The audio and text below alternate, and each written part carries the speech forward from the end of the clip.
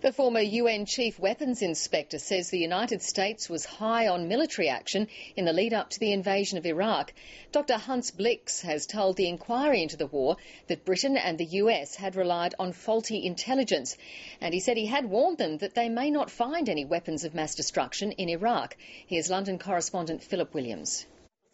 Now 82, the former UN Chief Weapons Inspector was adamant he thought the war was illegal, and that the Americans under President Bush were keen to bring it on.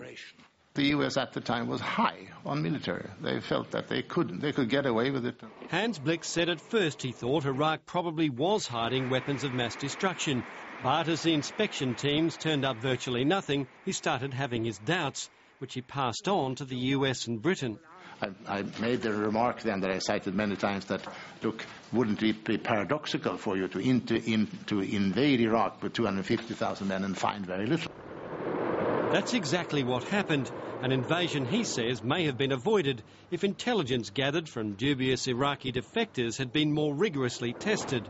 They should have realized, I think, both in London and in Washington, that their sources were poor. There are people, they defect or they give them intelligence and they want to get some reward for it, so they would be inclined to give what they think the interrogators want to hear. But Hans Blix does not subscribe to the theory that both President Bush and Prime Minister Blair went to war knowing that the weapons of mass destruction didn't exist. I have never questioned the good faith of Mr. Blair or Bush or anyone else. What I questioned was the good judgment.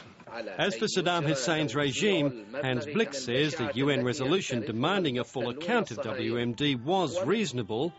Yes, except that it was very hard for them to declare any weapons when they didn't have any. So, no smoking gun, no biting recriminations today.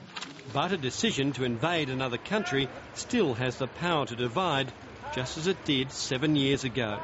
Philip Williams, ABC News, London.